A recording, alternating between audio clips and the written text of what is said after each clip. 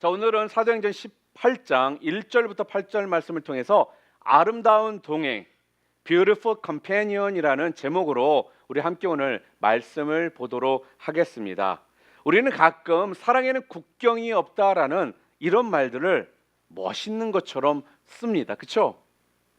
아마 여러분들이 기억하실 겁니다. 아직도 매년 회자가 되고 있는 얘기 중에 2009년도 아마 9월 정도였을 것입니다. 영화배우 장진영이라는 배우가요, 기독교식으로 장례를 치렀습니다. 젊은 나이에 암으로 투병을 하다가요, 끝내 죽음을 극복하지 못한 그 모습이 참 안쓰럽기도 했지만, 그녀의 연인이었던 그 연인이 보여주었던 그 모습은요, 정말 인생에 있어서 아름다운 동행이 어떤 건지를 잘 보여준 것 같습니다. 말기암으로 뼈만 앙상한 한 여인을요, 그 곁에서 끝까지 지킨다라는 건요, 솔직히 쉽지는 않습니다. 그리고 본인은 다선의 국회의원 차남이었습니다.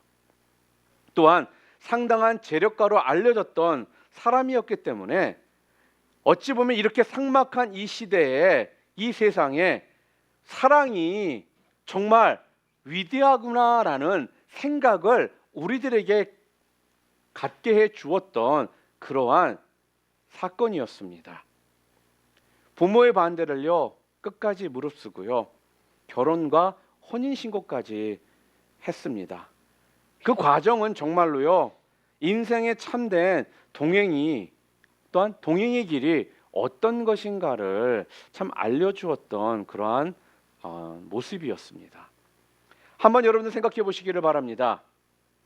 자신한테 어찌 본다면 평생 따라다닐지도 모르는 이혼남, 아니면 호랍이라는 이러한 낙인을 감수해 가면서요, 살아간다라는 건요, 우리가 생각하는 것만큼 쉽지가 않다라는 것입니다. 장지영이라는 이 여자 배우는요, 말기 암 환자였습니다. 벌써 병원에서는요, 얼마 살 수 없다라는 그런 판정을 받았던 것입니다. 여러분 알다시피 항암제가 얼마나 사람을 비참한 모습으로 만드는지는요, 아마 여러분의 주변에 있는 분들을 통해서도 아마 들으셨을 거고, 또한 아마 그 부분에 대해서는 아마 누구나 잘 알고 있습니다. 아무리 예쁘고 고운 모습일지라도요, 끊임없이 항암제를 맞고 또한 그러한 처절한 질병 가운데 살아가다 보면요, 그 아름다움은요, 그 고운 모습은요, 어느 순간 싹 사라져 버린다라는 거예요. 그런데도 집안의 반대를 무릅쓰고요, 주공하는 이 사랑하는 그 한 여인을 위해서 할 수만 있다면 끝까지 모든 것을 그녀를 위해 했었던 그 모습은요, 어찌 본다면 암 말기 환자로서 모든 희망과 소망을 다 버릴 수 있는 그런 상황 가운데 있었던 그녀에게 아마 큰 희망과 아마 기쁨을 안겨다 주었을 것이라는 것입니다. 우리는요, 인생을 뭐라고 이야기를 하냐면요, 길이나 혹은 여행으로 우리는 비유해서 말을 합니다. 그런데 그 인생길이라는 것이 어떻습니까? 그 인생길이라는 것이 우리의 생각과 우리의 계획대로 그 길이 가준다라면 너무나도 좋을 텐데요, 알다시피 우리가 생각한 대로 살아가게 되지를 않더라는 거예요. 그렇기 때문에 때로는요, 참 외로움도 많이 느낍니다. 또 때로는요, 고독합니다. 또한 때로는 굉장히 고달프다라고 느껴질 때가 있다라는 거예요. 또한 어떤 때는 인생의 막다른 골목이라도 우리가 만나게 되잖아요. 그러면 우리는요, 그 상황 가운데서 어찌할 바를 몰라서요, 굉장히 당황도 하게 되고요, 또한 방황을 하기도 하더라는 거죠. 여러분, 그런 상황 가운데 있을 때 여러분 옆에 누군가가 나의 그러한 고독함, 외로움, 고달픔, 어찌할 바를 몰라 방황하고 힘들어할 때 내 아픔을 이해해주고 또한 나와 함께 그 길을 함께 동행해주는 동행자가 있다라면은 그것만큼 큰 힘이 되는 것이 아마 없을 것입니다. 오늘 본문에 나와 있는 브리스길라와 아굴라는요, 이 부부는 사도 바울에게요 정말 소중한 그러한 아름다운 동행자였습니다. 오늘 본문 2절을 함께 좀 읽겠습니다. 아굴라라는 본도에서 난 유대인 하나를 만나니 글라우디오가 모든 유대인을 명하여 로마에서 떠나라 한 거로 그가 그 안에 브리스길라와 함께 이달리아로부터 새로 온지라 바울이 그들에게 가매, 이렇게 이야기를 합니다. 자, 여기에 누가 나오고 있습니까? 브리스길라와 아굴라가 등장을 합니다. 여기서 브리스길라와 아굴라는요, 우리가 그냥 막 생각할 때는 이 사람들은 아무 힘듦이나 아픔이나 이런 것들이 없었던 사람이라고 우리가 좀 막연하게 생각할 수도 있습니다. 그런데 정확하게 이 부부를 우리가 좀 보잖아요. 이 부부에게도 엄청난 상처가 있더라는 거예요. 많은 상처를 가지고 살았던 인생이더라는 것입니다. 사람들은 겉으로 보면요, 많은 경우 굉장히 강한 것처럼 보일 때가 있습니다. 그리고요, 대단한 것처럼 보일 때도 있어요. 그런데 우리가요, 그 사람들을 좀 깊이 들여다보잖아요. 그럼 결국 우리 인간이 얼마나 연약한 존재라는 것을 우리는 또한 알게 된다라는 겁니다. 우리가 나이가 먹잖아요. 그러면 이런 것들이 자꾸 보여요. 젊었을 때는 보이지 않던 것들, 젊었을 때는 느끼지 않았던 것들이 보이는 게 있는데 그게 무엇이냐면요, 우리의 부모님들의 모습입니다. 내가 젊었을 때는 부모님들이 그 당당하고 패기 있고 열정적이고 카리스마 있어 보였던, 그렇게 모든 것을 하실 수 있었던 것 같은 그런 부모님들의 모습들이요, 언젠가부터는요 굉장히 약해져 계시는 모습들, 어린애처럼 바뀌어버린 그런 모습들을 우리가 발견하게 되더라는 거죠. 오늘 본문을 보니까요, 우리들에게 지금 다시 한번 브리스길라와 아길라가 우리들에게 지금 보여주는 내용이 무엇이냐면요, 주체하지 못하는 슬픔 앞에서 몸부림을 치는 사람을 한번 생각해 보라는 거예요. 또한 무서운 고독 앞에서요 밤새 잠을 이루지 못하는 그런 사람들을 한번 생각해 보라는 것입니다. 또한 심각한 질병 앞에서 어찌할 바를 모른 채 하얗게 질려버려 있는 그러한 사람들을 생각해 보라는 것입니다. 여러분, 정말 우리 인간이라는 존재는요 너무나도 가여울 정도로요 나약하다는 사실을요 그래서 우리가 느끼게 됩니다. 특히 인생을 살면서 한 번이라도 상처를 받게 되잖아요. 그러면 그 상처가 사라져야 되는데 그 상처가 점점점 더 깊이 패여져서요 조금이라도 그 상처가 건드려지잖아요. 그러면 그것 때문에 어찌할 바를 몰라 힘들어하고 인생을 참 힘들게 살아가는 그런 모습들도 있더라는 겁니다. 나는 잊어버렸다라고 생각했는데 그 상처가 건드려지니까 또다시 옛 기억들로 그 상처로 힘들어하는 내 모습. 오늘 본문에 나와 있는 브리스길라와 아길라는요 소아시아 본도에서 출생한 유대인 부부입니다. 소아시아 본도가 어디냐면요 지금으로 말하면 터키의 북부 지역입니다. 터키, 그리스, 로마니까요 이렇게요. 거기서 태어났던 유대인들이거든요. 그런데 그 당시에 로마가 모든 지역들을 점령했기 때문에 그들이 자기가 태어났던 그 본도를 떠나 로마로 가서 이주해서 살고 있었습니다. 그러다가 글라디오 황제가요 유대인 추방 명령을 내린 거예요. 한순간 자기의 모든 삶의 터전을 버린 채 로마에서 추방되어서 바로 고린도로 오게 되었다라는 거죠. 여러분, 로마에서 쫓겨났다라는 거, 추방되었다라는 건요, 자기의 모든 재물이나 모든 것들 다 갖춘 채 우리가 한국에서 미국으로 이민 오듯이 그러한 모습으로 이민 온 게 아니에요. 목숨 간신히 붙인 채 도망쳐 나왔으니까 지금 세상 말로 한다라면 부도가 난 상태, 알거지가 된 상태로 지금 로마에서 도망쳐서 그리스의 땅에 있는 고린도에 온 거라는 것입니다. 그리고요, 그곳에서요, 누구를 만나요? 바울을 만납니다. 그런데 이들의 직업이 무엇이었냐면요, 장막을 치는 자들이었어요. 텐트 메이커라고 합니다. 그런데 바울의 직업이 뭐였습니까? 그 또한 장막을 만드는 자, 텐트 메이커였다라는 거예요. 그래서 이 부부와 바울은요, 함께 일을 하면서 1년 6개월 동안 함께 머물며 그곳에서 복음 앞에 새로운 인생을 이들이 살아갈 수 있게 됐다라는 거죠. 그런데 바울이요, 로마서 16장에 보면요, 이들 부부와의 관계를 참 표현해주는 아주 좀 중요한 메시지가 나옵니다. 로마서 16장 우리 3절 말씀 함께 읽겠습니다. 함께 읽겠습니다.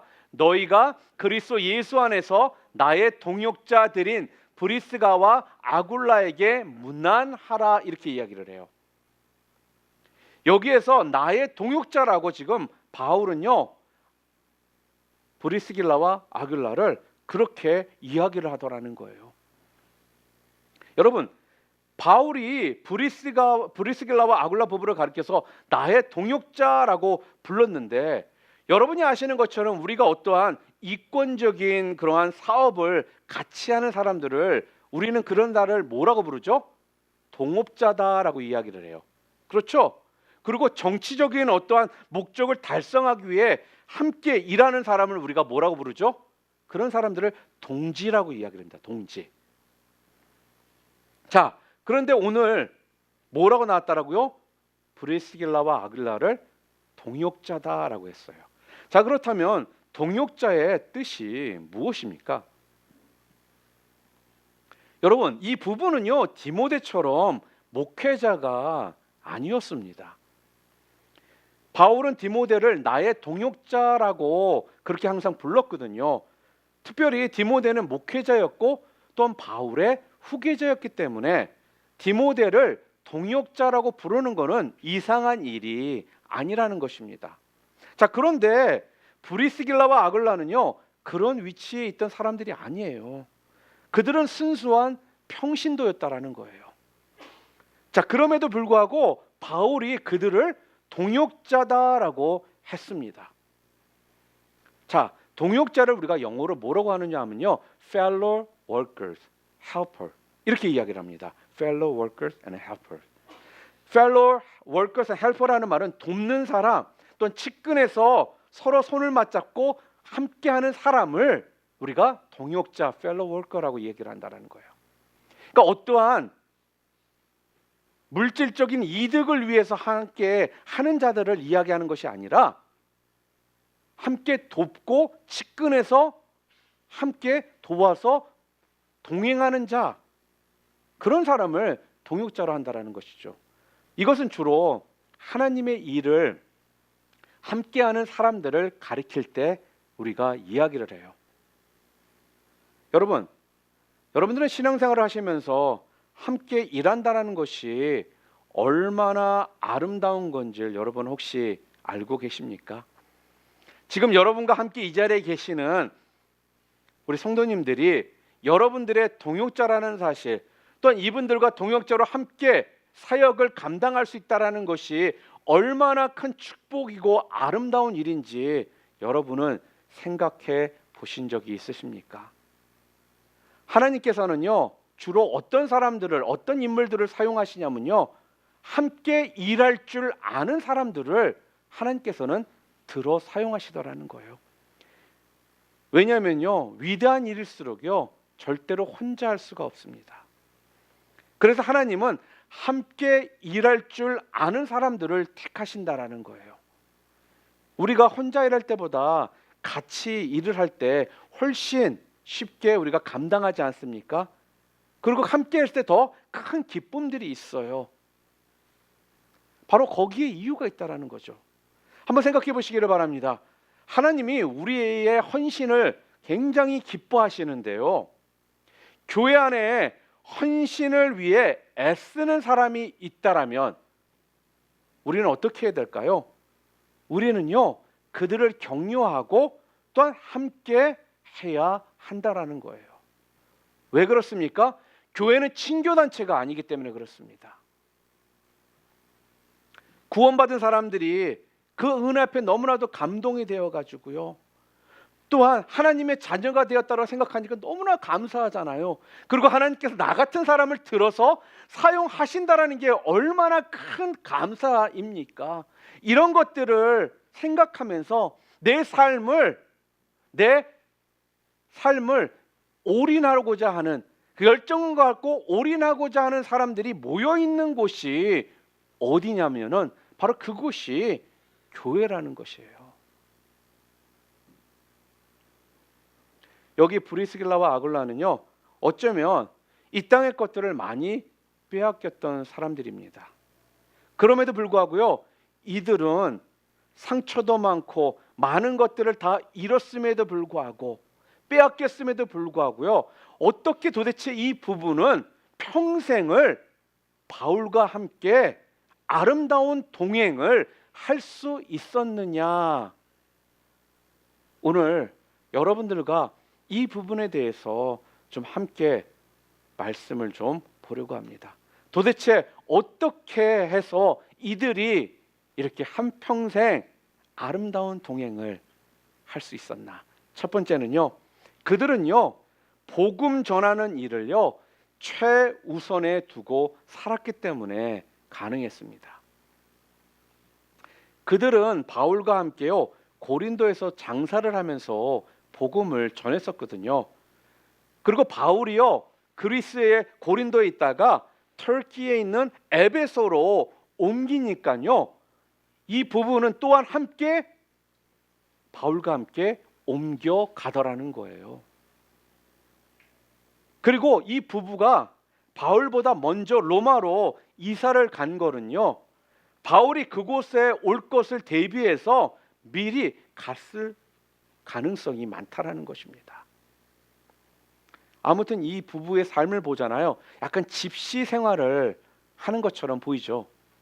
그들은 주의 복음을 위해서는요, 언제든지 자기네들의 직업을 바꿀 마음이 있었고요.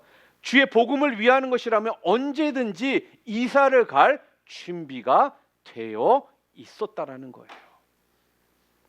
복음을 위해서요, 거주지를 자주 옮기는 것, 또한 자기의 가정을 개방하고 또한 사도 바울이 안식처가 되도록 이렇게 했다라는 것입니다. 그래서 그들에게는 직업은요, 생활을 위한 것이 아니라 복음 증거를 위해서 필요한 것이 직업이었지, 내가 먹고 살기 위한 것이 직업이 아니었다라는 말씀이에요. 그런데요, 여러분, 이 시대에만 하나님께서는 이러한 자들을 찾고 계시고 또한 그런 사람들을 들어 사용하실까요? 바로 여러분과 제가 살고 있는 지금 이 시대에도요, 우리 하나님께서는요, 복음을 최우선으로 놓고 사는, 그래서 직업도 복음을 위해 존재하는 것이고요, 이사 가는 것도 복음 증거를 위해 이사 가는, 복음을 최우선으로 놓고 살아가는 그런 사람들을 하나님께서는 지금 찾고 계신다라는 겁니다. 그래서 우리는 이사에 대해서도 가끔씩 한번 생각해 볼 필요가 있습니다. 여러분은 이사를 해야겠다라고 생각할 때 무엇을 가장 먼저 생각하십니까? 여러분은 이사를 가는 것이 여러분의 올바른 신앙생활을 우선에 두고 이사 갈 준비를 하십니까? 아니면 단지 살기 좋은 어떤 주거지만을 찾아서 옮겨가기를 원하십니까? 물론 살기 좋은 주거지를 찾아서 옮기는 것도 매우 중요합니다. 그런데요, 한 가지 분명히 여러분과 제가 꼭 기억해야 될 것이 있다면요, 그게 무엇이냐? 정말 여러분들이 이 땅에서 하나님이 말씀하시는 그런 아름다운 동행의 삶, 동역자의 삶을 살아가기 위해서는요, 이사까지도 가장 먼저 복음과 상관시켜서 우리가 생각을 해야 한다라는 말씀이에요.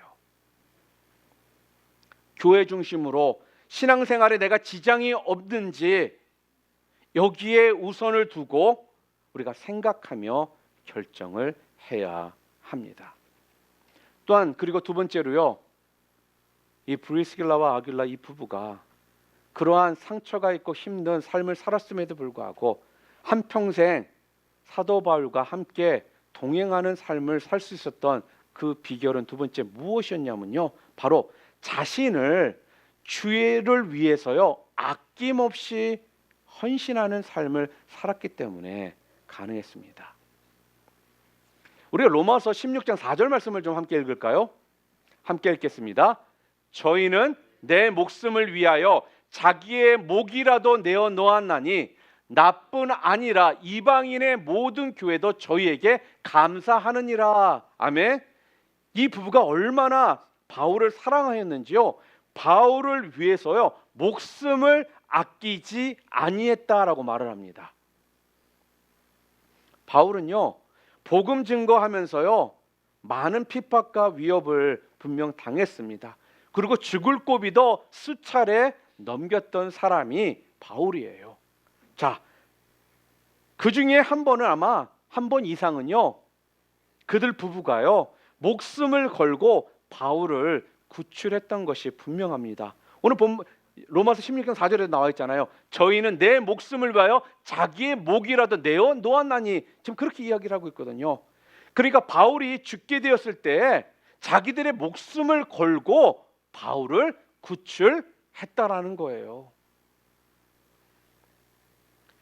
이것이 이방인들에게까지도 알려져서요 모든 주변의 교회들이요 브리스길라와 아굴라를요 그 애들에 대해서 감사했다라는 거예요. 저는요 가끔 이 말씀을 생각할 때마다 참 부러운 생각이 좀 들더라고요. 뭐 이것은 브리스길라와 아굴라가 위대한 것도 분명히 있습니다. 대단한 사람들이잖아요. 그런데 바울이 참 얼마나 위대했으면, 아니 이들 부부는 목숨이 두세 개도 아닌데 바울을 위해서 이렇게 목숨을 내어 놓을 수 있었을까? 바울 곁에는요 자기를 위해서요 이렇게 목숨을 버릴 수 있는 동역자들이 있었습니다. 하나님 나라 확장을 위해서요 예수 그리스도의 그 생명의 복음을 증거하기 위해서요 목숨을 내어놓고 함께하는 이런 정신이 바로 이 당시 사도행전 교회 성도들의 가운데 그런 그들이 가지고 있었던 의식이었다라는 거예요. 사랑하는 성도 여러분, 이들은요 주님의 복음을 위해서는요 자신을 완전히 내려놓았던 사람들입니다. 자기의 단 하나밖에 없는 목숨을 바쳐서라도 함께 나아가기를 원했던 이들의 이 모습에 누가 이들의 앞길을 막을 수가 있었겠느냐 하는 겁니다. 여러분, 지금 우리가 살고 있는 이 시대에 한국은 한 20%가 크리스천이라고 합니다. 그리고 미국도요 모든 그런 기독교와 관련됐다고 말하는 모든 합쳐면 한 70%가 자기네들은 믿는 사람이라고 이야기를 한대요. 그런데 복음주의 기독교인은 26%인가 27%밖에 되질 않습니다. 그래도 한 30% 되잖아요. 자, 그런데 여러분 10명 중에 한 3명이 예수 그리스도를 믿는 사람들입니다. 자, 그런데 이렇게 기독교인들이 20에서 30%가 되잖아요. 아직까지는. 그래도요. 그럼에도 불구하고요, 왜 우리들이 기독교인들이 세상에 지금 영향을 주지 못하는 그러한 삶을 살고 있을까요? 우리가 영향을 왜 주지 못하는 그 이유가 도대체 무엇일까요? 이 당시에는 이 적은 숫자였음에도 불구하고요, 이 적은 숫자가 영향을 주는 자들이었다라는 것입니다. 주변에 세상에 영향을 미치는 자들로서 그들이 살았거든요. 이때에 비한다면 지금은 더 많은 크리스찬이 있다라고 하는데 왜 도대체 지금은 영향력을 주지를 못하느냐 하는 겁니다. 그 이유가 도대체 무엇일까요? 저는요, 그 원인이 헌신된 그리스도인들이 부족하기 때문이라고 생각합니다. 우리가 역사를 좀 보잖아요. 세계사를 좀 보면요, 알렉산더는요 4만의 군대를 데리고요 이스스로 가서요 당시 40만의 다리우스 군대를요 쳐붙습니다. 그리고 우리나라와 가까이 있는 중국에도 보면 중국 공산당 초기 멤버였던 정강산의 23인의 동지들이 장개석의 국민당을 제압해 가지고요 10억 중국을 이끌어가게 되었다라는 거예요. 여러분, 왜 이게 가능했을까요? 왜 이런 일들이 가능했는데 지금은 안 되고 있을까요? 그게 가능했던 이유는요, 그 당시에는 그 비결은요, 목숨을 기꺼이 바칠 수 있는 그들의 헌신이 있었기 때문에 가능했는데, 지금은요 헌신하는 사람들이 부족하기 때문에 영향을 미치지 못하게 되었다라는 겁니다. 여러분, 그래서 여러분과 저는 더한 것도 가지고 있는 사람이라는 거 알고 계십니까?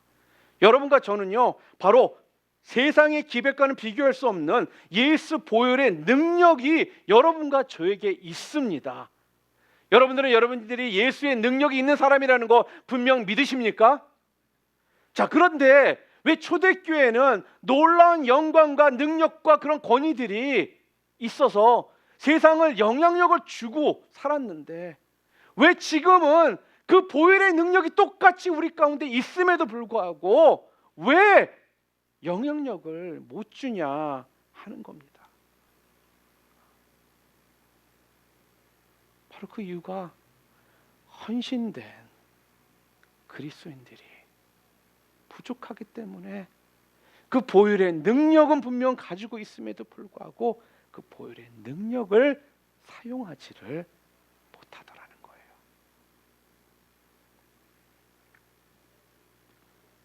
사랑하는 성도 여러분, 여러분들은 어떻게 생각할지 모르지만요, 저는 조금 조심스럽게 우리 교회가 올해로 4주년을 맞이합니다.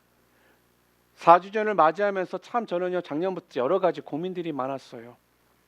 우리 늘라프트 미전교회가 지금 이대로 가는 것이 하나님이 기뻐하시는 일일까?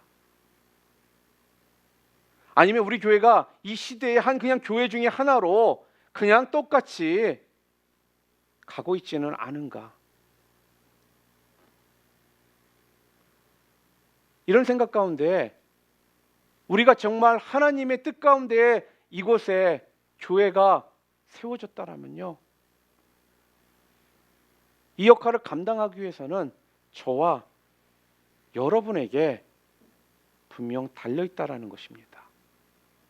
여러분과 저는요 다른 어떤 거 붙잡고 나가는 삶이 아니라요 바로 이 십자가 보혈의 능력을 붙잡고 나가는 삶을 우리가 살지 않으면요 우린 절대로 이 땅에서 영향력을 줄 수가 없다라는 거예요.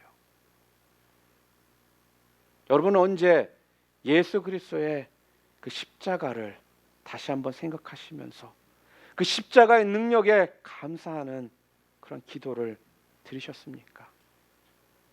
아마 10몇 년 됐죠. Passion of the Christ가 영화가 나왔을 때 많은 사람들이 그 영화를 보고요 눈물 흘리고 회개하고 난리도 아니었었습니다. 그런데 10년이 지난 지금 어느 누구도 그때 그 감동, 그때 그 메시지를요 품고 살아가는 사람들이 없다라는 거예요. 우리 교회가요 영향력을 주는 교회, 영향력을 끼치는 교회가 되기 위해서는요 바로 십자가의 능력, 왜 예수님께서 채찍들을 수없이 맞으시고 피 흘리시고 그 살점이 뜯어져 나가시고 세상에서 가장 고통스럽다라는 십자가에서 죽으실 수밖에 없었는지를 우리는 절대 잊어서는 안 된다라는 겁니다. 우리가 자꾸 이거를 잊어버리기 때문에 헌신이 어려워진다라는 거예요. 예수님은요, 여러분의 아내를 위해서 오신 것도 아니고요, 남편을 위해서 오신 것도 아니고요, 여러분의 자녀를 위해서 오신 것도 아니고요, 여러분의 부모를 위해서 오신 것도 아니고요, 바로 여러분 자신을 위해 이 땅에 오셨다라는 것을 절대로 잊지 마시기를 바랍니다. 어느 누구도요, 나를 위해서 그 길을 걸어가 준 사람은 없습니다. 우리 예수님 외에는요. 이것이 바로 예수님의 십자가의 능력이라는 거예요.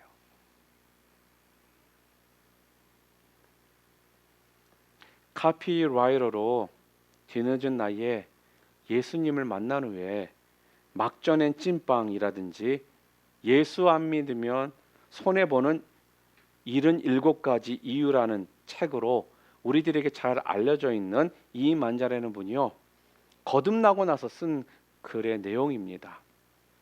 그 책을 보면요, 그는 성경 말씀이 하나도 믿어지지가 않았다고 합니다.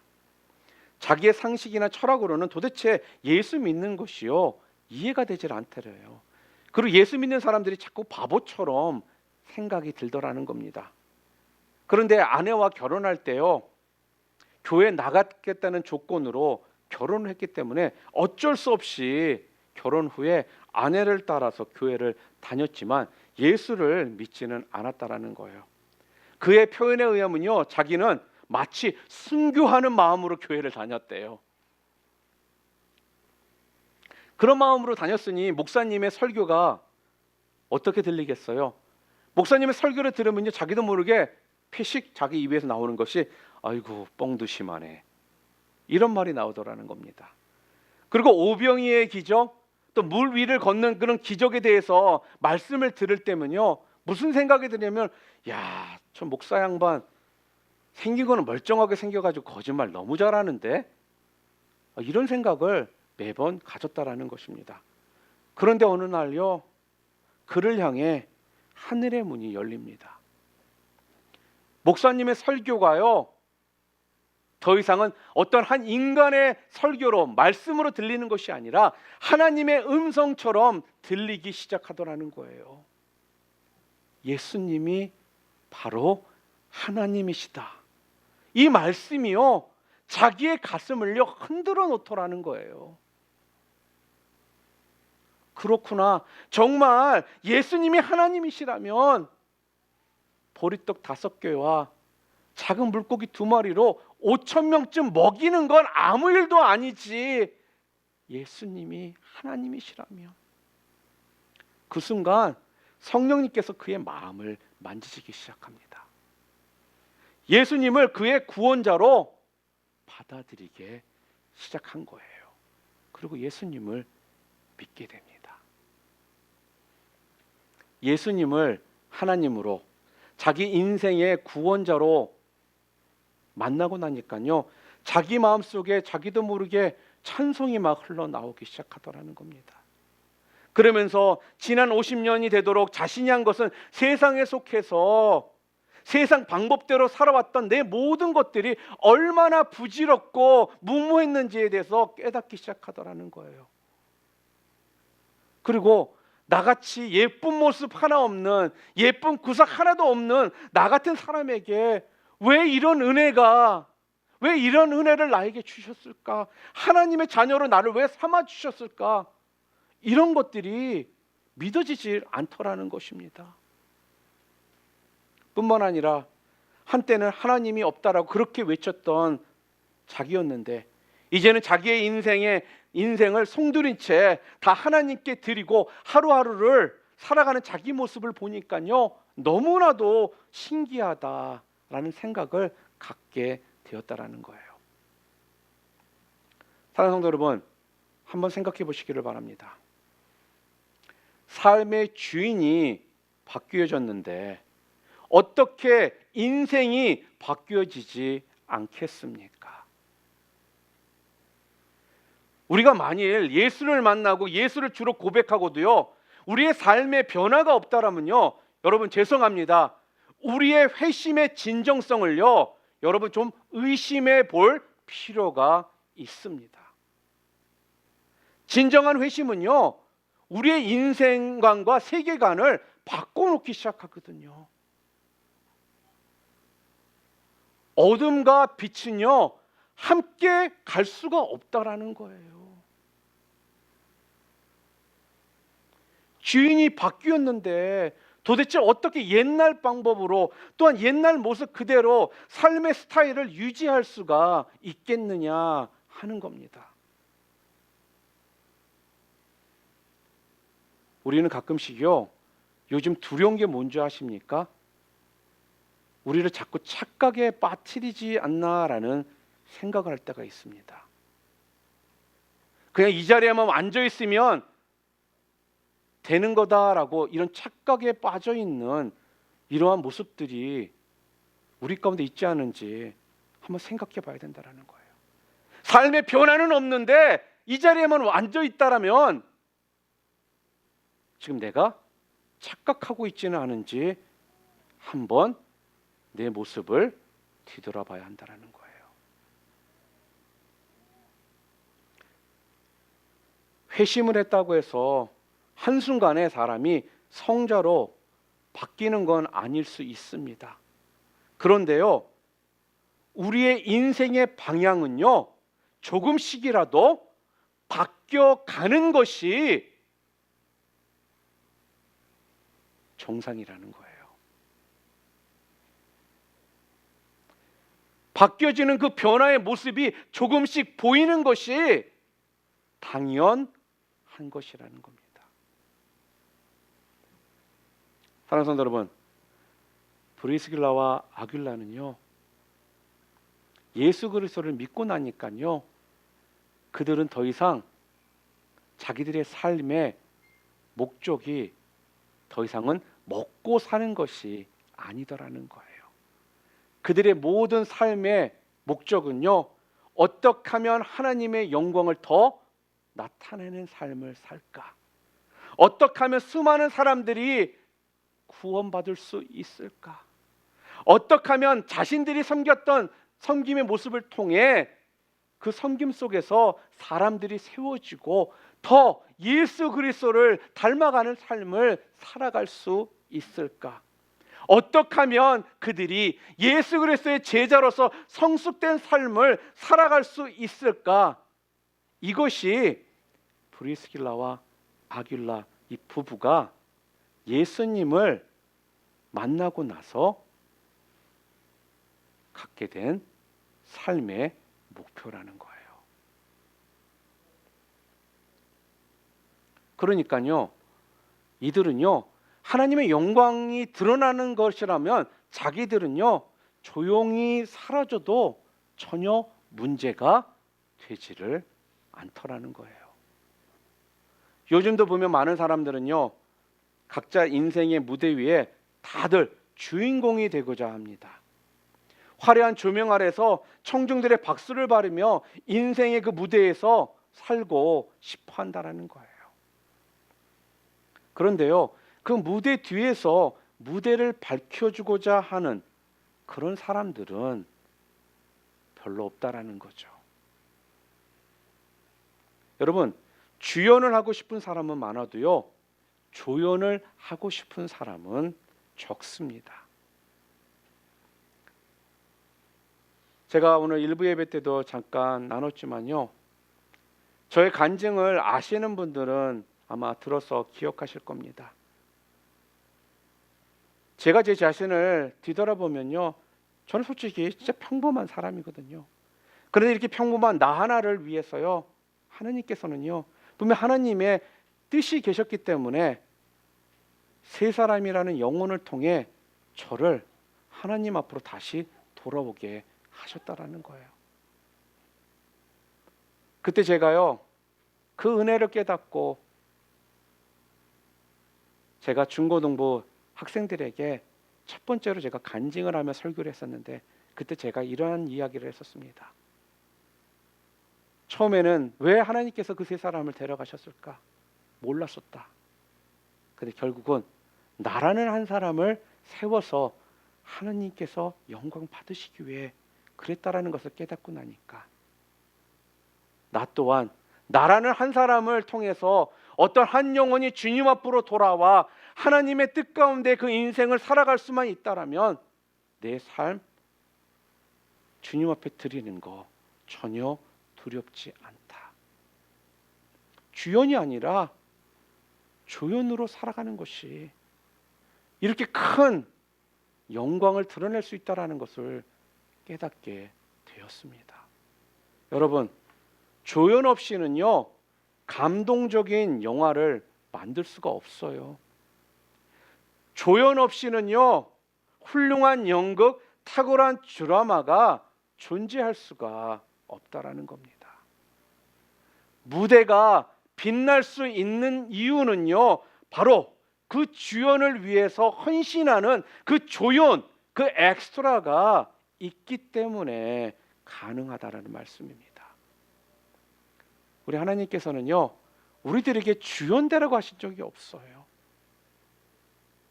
우리 하나님께서 우리들에게 원하시는 건요 우리의 삶을 통해 하나님께 영광을 돌리라는 것입니다.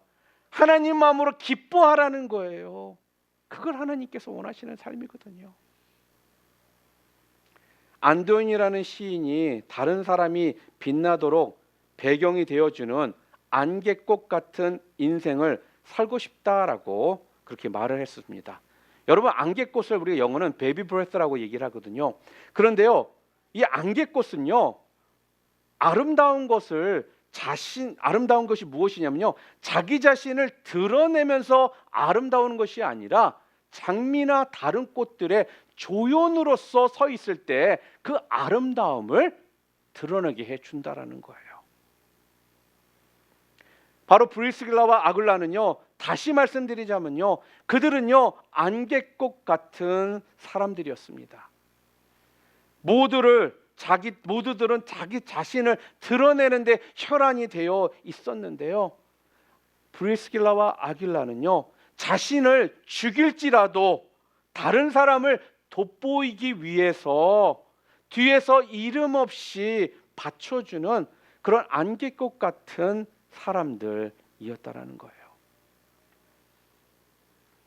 사랑하는 성도 여러분, 교회에는요 바로 이러한 사람들이 필요합니다. 우리 모두는요 쓰러져 본 경험들이 있습니다. 그리고 교회는요 한번 넘어진 자를요 다시 일으켜 세워주는 역할을 해야 되는 것이 교회라는 거예요. 여러분이 아시는 것처럼요 하나님의 마음에 합했던 다윗도요 넘어졌던 자입니다. 그리고 또한 모세도 쓰임받기 전에 넘어졌던 사람이었고요 예수님의 수제자라고 했던 베드로도 넘어진 경험을 가졌던 사람이라는 것입니다. 성경은요 그랬어요 우리 모두에게 우리는 다 허물이 많은 자다라고 이야기를 하는 거예요. 그러기에 우리는요 진정한 동행자가 우리의 삶 가운데 필요합니다. 우리는요 그래서 다른 사람을 계속적으로 세워 주어야 한다라는 거예요. 하나님은 우리를 동행하기 위해서요 여러분과 저에게 성령 하나님을 보내시고 나서 별명을 하나 붙여주셨거든요. 성령님의 별명이 뭐죠? 보혜사입니다. 보혜사. 여러분, 보혜사라는 건요 파라클레토스라는 그런 단어거든요. 파라클레토스라는 것을 우리가 직역을 하면요 옆에 서서 도우며 동행하는 자, 그게 파라클레토스라는 거예요.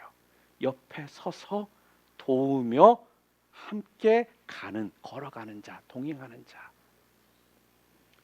하나님께서 성령님을 왜 보내셨습니까? 바로 여러분과 저와 동행하시기 위함이었다라는 거예요. 우리 모두는 허물이 많은 사람들입니다. 그리고 또한 실수할 수밖에 없는 사람들입니다. 그것을 알고요 여러분과 제가요 낙심하고 좌절하지 않도록, 또 그런 것들을 방지하기 위해서요. 또한 그런 상황 가운데 있는 여러분과 저를 일으켜 세워 주시기 위해서 하나님께서는 성령 하나님을 우리들에게 보내 주신 겁니다. 저는요, 오늘 말씀을 이번 주 계속적으로 묵상하면서 성공하는 목회에 대해서 또 한 번 생각하게 되었습니다. 성공하는 목회가 얼마나 많은 사람들을 교회로 끌고 오느냐, 얼마나 많은 사람들이 목사의 설교를 들으러 오는가에 있지 않다라는 것을 다시 한번 깨닫게 되었습니다. 정말 성공하는 목회는요, 얼마나 많은 사람들이요 자발적으로 복음을 전하려고 하고요, 자발적으로 다른 사람들을 돌보는 일에 헌신하는가에 달려 있다라는 겁니다. 그게요 바로 성공하는 목회고요, 능력 있는 교회의 모습이라는 거예요. 그래서 저는요, 여러분들이 자발적으로 그 복음을 증거하는 삶, 자발적으로 헌신하고 세우려고 하고 도우려고 하는 이러한 삶을 사실 수 있도록 제가 여러분들에게 말씀을 선포하고 또 여러분들을 가르치고 하는 것이, 그게 성공한 목회의 가장 중요한 부분이라는 것을 다시 한번 깨닫게 됩니다. 질문합니다. 여러분은 지금 누구와 동행하고 계십니까? 지금 함께하는 그 동행의 기쁨이 여러분들이 있으십니까? 정말 여러분 목숨 내놓고 여러분의 목숨 드려도 아깝지 않은 그러한 동행을 지금 하고 계십니까? 여기 나오는 브리스과 아길라는요, 바로 우리 주님을 위해서, 복음을 위해서요, 자신들을 완전히 내려놓았던 사람들입니다. 그리고 자기의 목숨도 아깝지 않게 바치며 나아갔던 사람들이었다라는 거예요. 그렇기 때문에 이 브리스길라와 아굴라를 통해서요, 하나님께서 그들의 길을 열어주실 수밖에 없었던 것이고요, 그 모습을 통해 영광을 받으셨다라는 것입니다. 사랑하는 성도 여러분, 교회는요 바로 이러한 브리스길라와 아굴라 같은 이런 사람들이 필요합니다.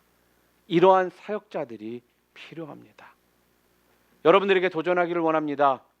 여러분들이요 그러한 동역자들이 되실 수 있기를 주님의 이름으로 축원합니다.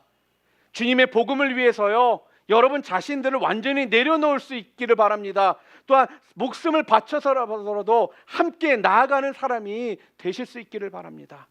그래서 오늘 성경에 나와 있는 이 브리스길라와 아귤라가 바로 여러분이 되실 수 있기를 주님의 이름으로 축원합니다. 우리 눈앞에 있는 유전교회는 믿기는요, 바로 다른 사람을 끊임없이 세워주고요, 격려해주고 위로해주면서요, 함께 아름다운 동행하는 그 삶을 살아가는 주님의 귀한 백성들, 무엇보다도 중요한 동역자들 다 되시기를 주님의 이름으로 축복합니다.